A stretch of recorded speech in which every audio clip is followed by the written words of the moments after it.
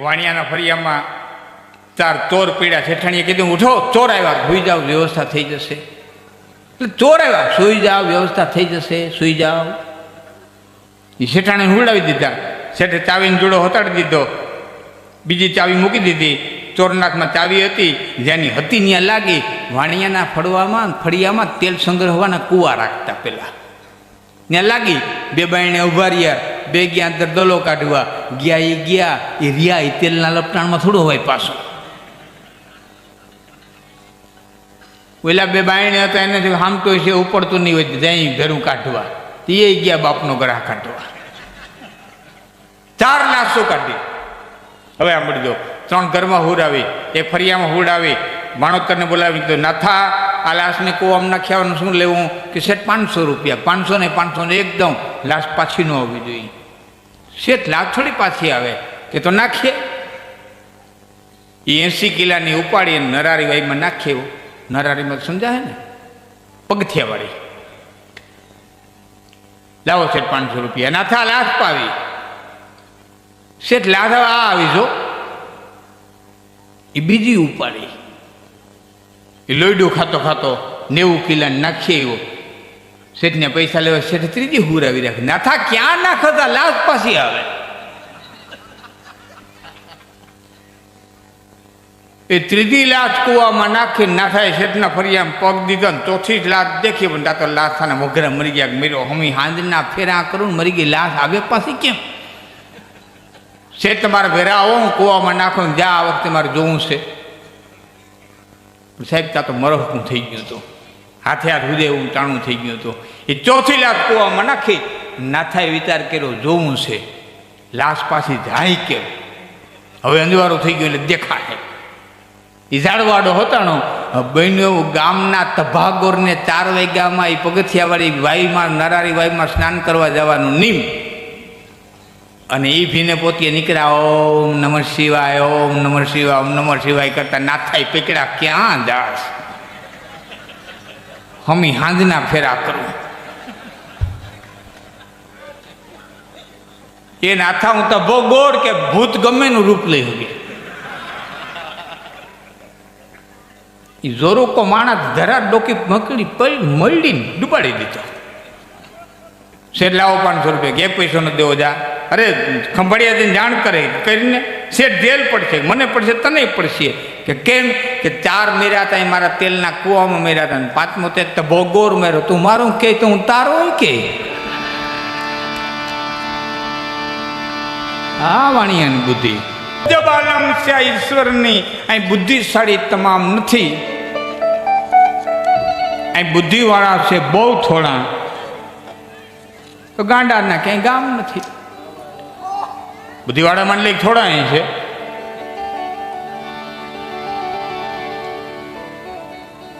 એક શેઠ પાસે ઘણા બધા રૂપિયા થઈ ગયા. કે ભાઈબંધને પૂછ્યું, મારા પાસે રૂપિયા દાદા બધા થઈ ગયા છે, મારે શું કરવું?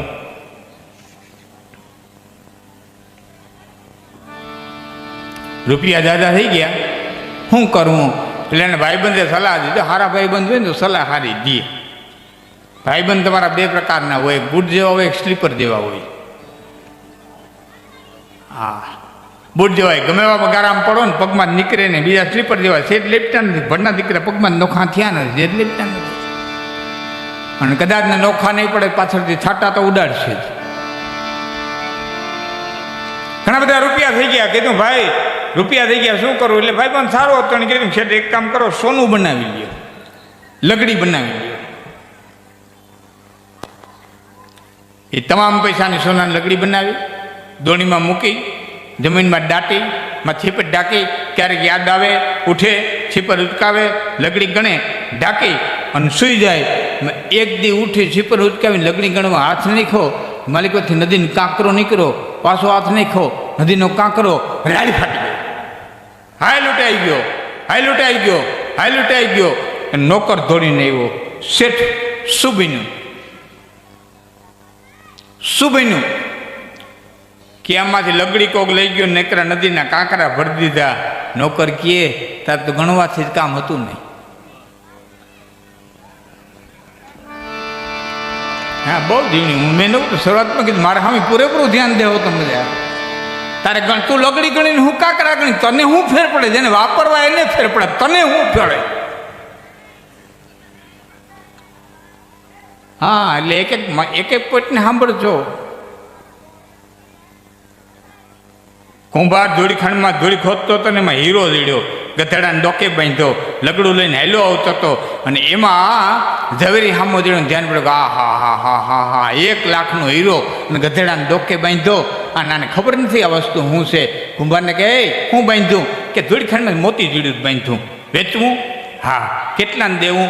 100 રૂપિયા. હવે આના હો આવે 25 રૂપિયા. હો 30 આપો, હો 50 આપો. કુંભાર કે હો 99 નહીં, હું પ્રજાપતિનો દીકરો બોલ્યો ફરું નહીં. છેલ્લે વાણિયાએ કીધું, ઝવેરીએ કીધું 75 આપો કે હો. ઝવેરી આમલતો થયો, કુંભાર આમલતો થયો. એક ખેતર વાગ્યો ને તો બીજો ઝવેરી સામો જડ્યો. હું બાંધ્યો? મોતી. વેચવું? હા. કેટલાને દેવું? 100 રૂપિયા. હો એ ઓલો 75 કહીને ગયો, જો આયલો જાય, જો જાય, જો રહ્યો. 75 કહીને ગયો, નથી દીધો. હો દેવા પૂરા ને કે તું અહીં જા. આને જગતનો વિયું જાય, લાખનો હીરો 100 રૂપિયા ગણી દીધા. હીરો લઈ લીધો. એ ઓલા ઝવેરીને ખબર પડી. રાતે કુંભારને ઘરે જઈને કે મૂર્ખા 1 લાખનો હીરો 100 રૂપિયામાં દઈ દીધો. 1 લાખનો હીરો અને 100 રૂપિયામાં દઈ દીધો. 99,900ની ખોટ ખાધી. એ કુંભાર કાંઈ બોલે એની મોય તો ગધેડો બોલ્યો કે કુંભારે નહીં તે.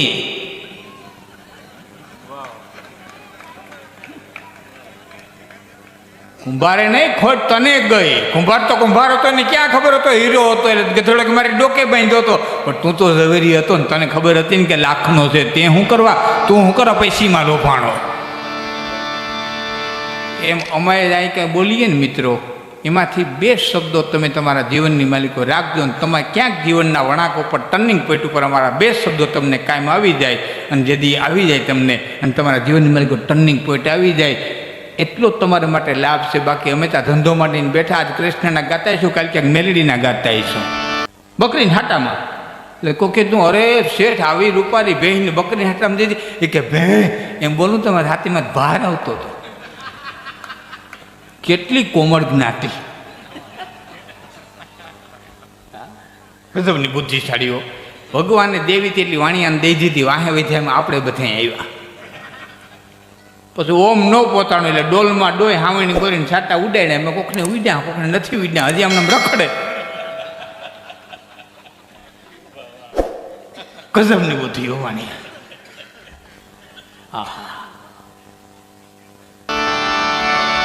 આમાં નહીં લ્યો તો ખોટ અમને નથી, ખોટ તમને છે. હા, અમે આ લગ્ન ગીત ગાતા છીએ, કાલે કોઈના મરહિયા ગાતા છીએ. અમે તો હાવ રાજકારણી જેવા છે. એ સંસાર યાત્રામાં સીધા કોઈના લગ્નમાં જઈએ. હા, ચિત્તપ્રજ્ઞ રાજકારણી છે ને, ચિત્તપ્રજ્ઞ. હા, ભગવાન કૃષ્ણે ગીતામાં ચિત્તપ્રજ્ઞની જે વ્યાખ્યા કરીને એ ક્યાંય જોવા હોય તો રાજકારણીમાં જોવા જડે. એવી જાડી ચામડી જરાય કંઈ. અને એને લગ્નનો હરખ નહીં, એને મરણનો શોખ નહીં. પર થઈ ગયેલા હરખ ને શોખની જેને એટકીને હવે પાન બધા આનંદની વાત કરી. આમાં ઘણા બેઠા એ છે. હા, મને બારાણીનો બહુ પરિચય છે ભાઈ, બહુ આવ્યો, બહુ. આજે આધા ગામડા ફેરવા બધા. આ તું ને ચપન માંગરીઓ ના નામ થયા ઘણા બધા બારાણી. આ કોઠા વિહોત્રીથી લઈને ઠીક છે, મારી કંઈ ઉલ્લેખ નથી કરવા. પણ એક ગામમાં ચૂંટણી આવી હતી. 10 જણાએ ફોર્મ ભર્યા, સરપંચની ચૂંટણી. એમાં એક જણો રામાપીરના મંદિરે જઈને કે હે રામાપીર, આ ચૂંટણી જીતી જાવ ને સરપંચ થઈ જાવ ને તો પાઠ પ્રસાદી કરીને આખું ગામ ધોળા બંધ જમાડું. રામોપીર કે તારી વાહે 9 ઊભાની તને હરવવાની કરે.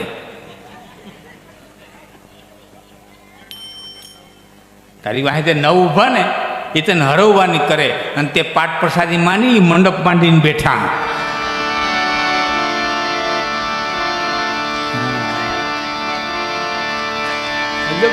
આ તો અજબ આલમ છે ઈશ્વરની. મનુષ્ય દેહ મળ્યો છે સાહેબ, કંઈક કરી જાય તો બાકી બધું અહીં રચાયેલું છે. હું તમારા મોટે જ હમણાં બોલાવું.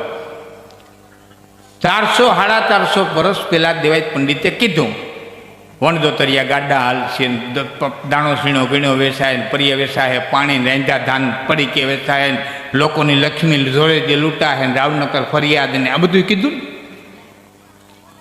ને બધું.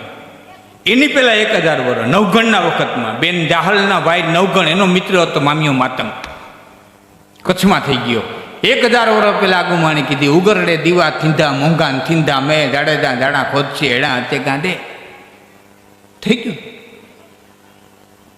હું આપને પૂછું, આપને જ પૂછ્યું કે દેવાયત પંડિતે કીધું એટલે જ શું થવાનું હતું એ કીધું? હા, થવાનું હતું એટલે અગાઉથી એણે કીધું. એમ પુરુષ પણ અહીં બુદ્ધિ છે એટલે અગાઉથી કીધું. એનો અર્થ એ છે કે અહીં બધો ફિક્સ ડેટા મુકાયેલો છે, બીજું કોઈએ કાંઈ કરવાનું નથી, અહીં બધું મુકાયેલું બધું થવાનું જ છે.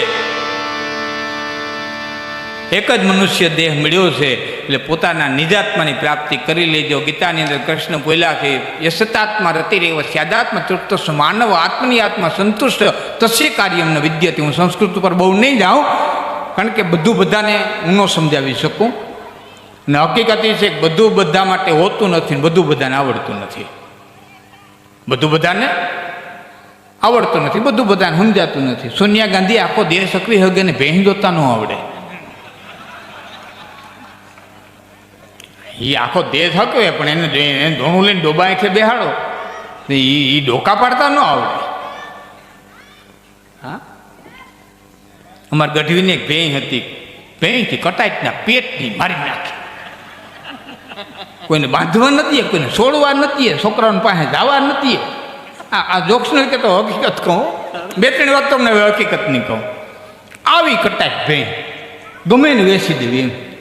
પછી એક વ્યક્તિને વેચી ભેંસ, બોલો ભેંસ વાળો લઈને હાલતો થયો. ભાઈ મફતમાં મફત લઈ જાય કે ના ભાઈ, ગઢવીના દીકરાને મફત ન લેવાય, અમે મામા થઈએ મફત નહીં લઈએ.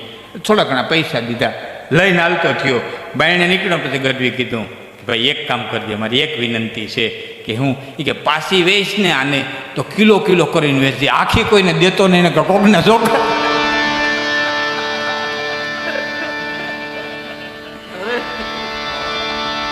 કશું નહીં બોલી. તમારે સાહેબ આનંદ વેચાતો લેવો પડે, અમે તો કરી લઈએ. હા, તમારે આનંદ લેવો હોય ને તો બધા ખર્ચા કરવા પડે.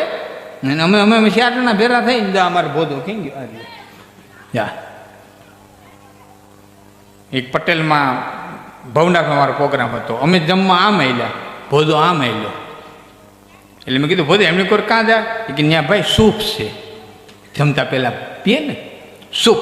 મેં કીધું બધા સૂપ પીધું હોય તો શું થાય? મને કે તો ભાઈ સૂપ પહેલાં પીને ભૂખ લાગે, ઊંઘ લાગે ને ઉઘડે, મોરથી બહુ કાઢ્યું ને